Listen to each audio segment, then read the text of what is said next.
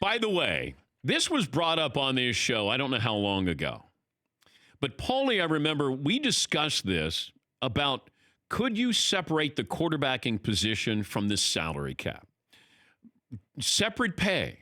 Because, the drain that you have once these guys get through their rookie deal, like Patrick Mahomes is going to make $40 million a year.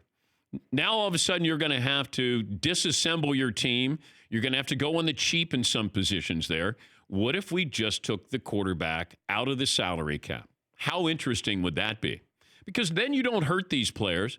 They still get their money. In fact, there's more money to go around. If I'm the Players Association, now the owners aren't going to love this, but if I'm the Players Association, man, I'd be pushing for this big time.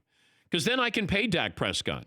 I don't worry about that. All right, so I pay him $5 million more. I'm Jerry Jones. I got the money. I can stabilize my team. I mean, he's been a bargain. Dak Prescott, Patrick Mahomes, not even making $1 million. And there was a report, it might have been Jeremy Fowler on ESPN, if I have that right, where the owners did consider this, but I don't know where they stand on that.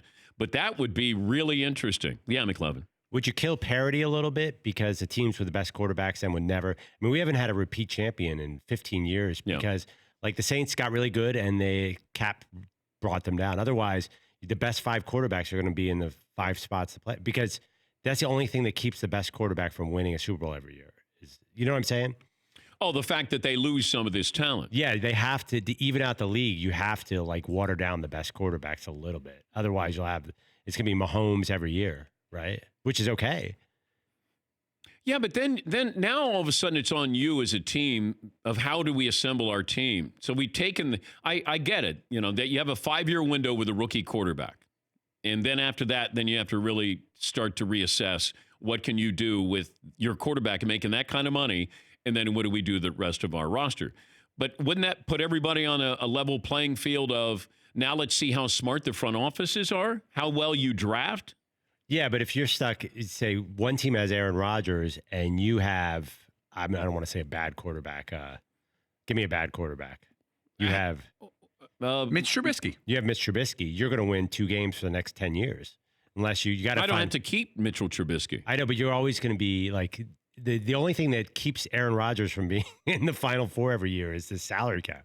Like otherwise, I'm just saying the league will be so quarterback heavy, even more quarterback heavy. It's like if you have a good quarterback, you're going to win. If not, you have no chance. Yeah, but we've already separated the quarterback. Like it's a quarterback-driven league. Let's not kid anybody here. But I would like to know what you would do, how long you would keep a quarterback.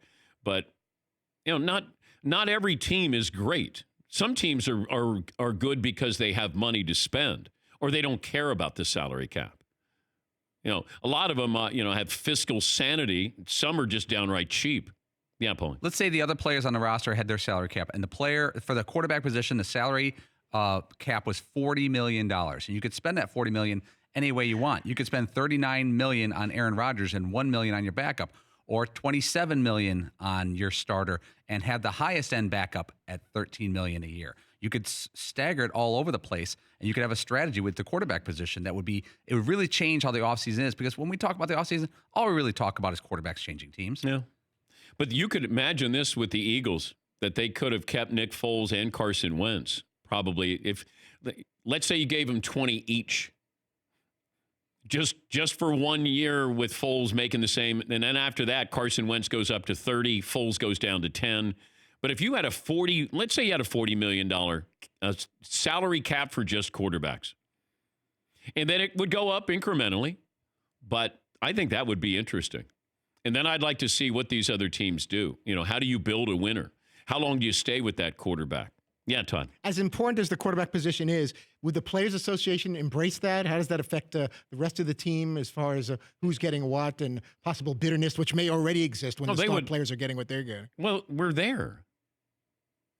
I mean, but now you're enhancing it even more, saying, you guys are the secondary group and the quarterback. If you're on a great there's team, more money. It's terrific. No, I take the quarterback's salary out of the salary cap for the rest of the team. There's more money. And they already know the quarterback's special. He's treated, we have rules for him. Now you just have a paycheck for him. Like have a different colored paycheck that he gets every 2 weeks. But If I'm the Players Association, I would love that. Separate the quarterbacks, let them make their money, and have more money to spend. If you want to add a 17, game schedule, add that extra game. All right, we got more money for you guys. I'd sign up for that if I'm the Players. For more Dan Patrick Show, tune into Audience Channel 239 on DirecTV. Stream for free on BR Live or download the Dan Patrick Show app.